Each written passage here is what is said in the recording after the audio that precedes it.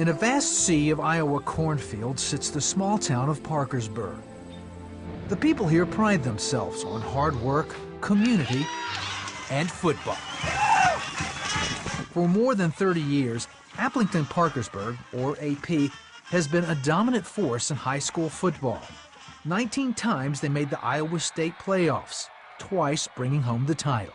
In fact, 4 of the Falcons' best now play in the NFL. It wasn't always like it is today. Over 30 years ago, the school struggled even to win one game. But that changed in 1975 when one young, passionate coach moved to Parkersburg. He changed a team, a school, and a community. His name was Ed Thomas. Every kid who tried out made the team, regardless of talent.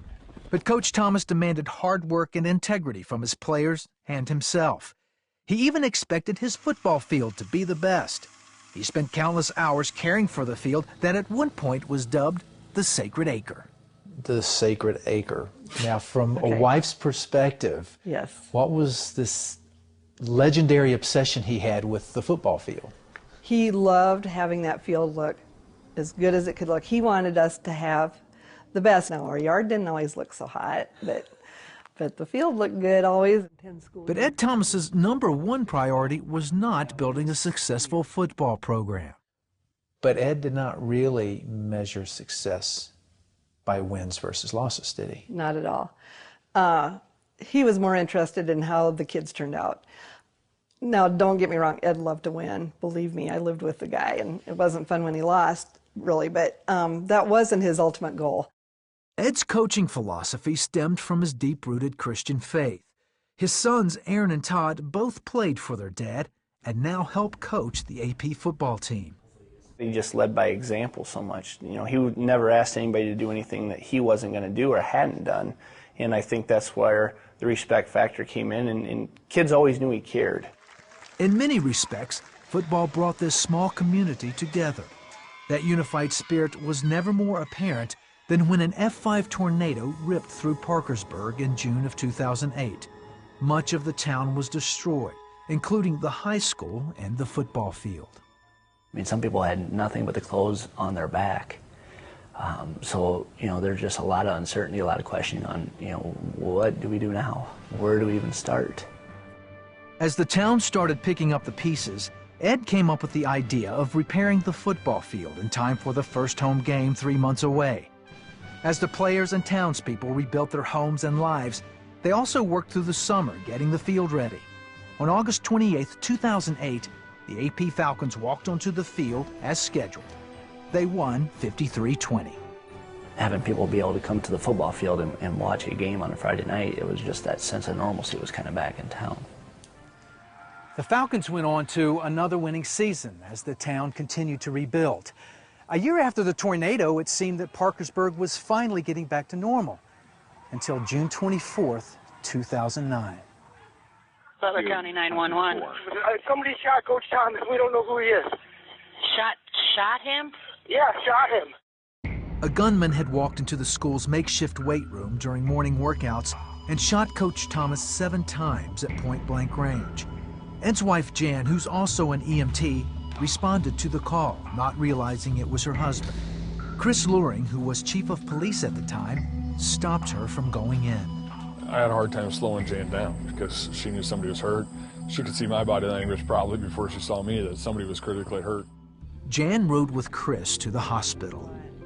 Her mind was spinning. You know, so, yeah, lots of things going through your head, and you're trying to keep your bearings, but yet it's going 100 miles an hour on all the whys and whats and how, and that you don't have the answers for right then.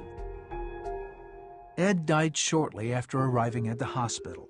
The family and community were stunned. Then came another shock. The trigger man was one of Parkersburg's own, Mark Becker.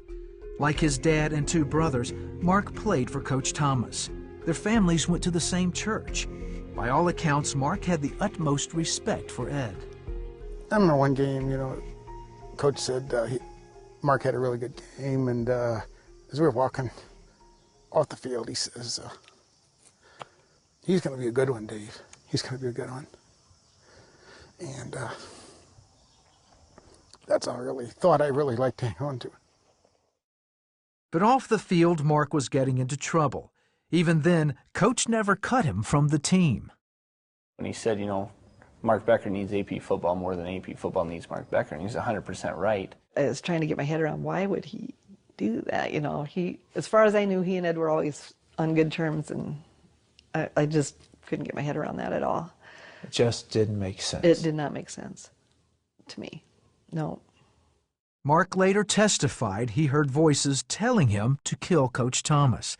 He had been diagnosed with paranoid schizophrenia after finishing high school. His parents, Dave and Joan, struggled constantly to find proper care and medication for their son. No one knows the depths of what Dave and I went through to try and get our son help, or even what Mark tried to do to get himself help. After Ed's death, the Beckers feared backlash from the community until the Thomas family made their statement to the media. We also want to make sure we express our concern and our compassion for the Becker family. We ask that people pray for them as well, and that people take time to comfort and be with them through this, as they are also going through a lot. Is that something really that came from within you, or was it just the right thing to do? I felt immediately that I would not want to be in their shoes either. I mean, Dave and Joan have the utmost respect and love for Ed too. They lost Ed, and then it happened to be at the hands of Mark, and I can't imagine what they were going through. So I think if we were going to make a public statement especially, we needed to say that. And it is the right thing to do too. Plain and simple. Dave and Joan say the grace that the Thomas family extended made it possible for their family to stay in the community and go on with their lives. To see their family reach out to our family publicly that way, it allowed me to be able to sleep at night. It just overwhelmed you, the outreach. But the road to healing winds on for both families. Mark is serving a life sentence, and while the Thomases feel justice was served, they admit it's hard to let go. Have you been able to forgive Mark? Or do you even think that you have to? Or No, I do think I have to, and I don't know what I feel about Mark. I know I need to forgive him, and I'm trying very hard to. He hurt my family greatly, but at the same time, I know I need to make that decision, and I'm working hard. Life and football go on in Parkersburg. Jan still cheers the team on while Aaron and Todd are on the sidelines, helping out AP's new head coach. The family also released a book recently called The Sacred Acre, the Ed Thomas story. if Ed were given that moment before he died to give a parting word, what do you think he would have said?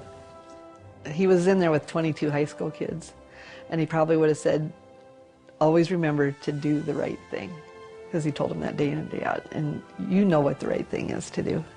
Choose to follow God. And it's faith in God that carries the family through. Get up in there. No matter what he was doing, if it was with Aaron and I, or Mom, or the football team, that whatever he did that day, he was going to do to glorify Christ. Is it hard for us here on earth? Absolutely. But I also have the promise of knowing we'll be reunited someday for eternity.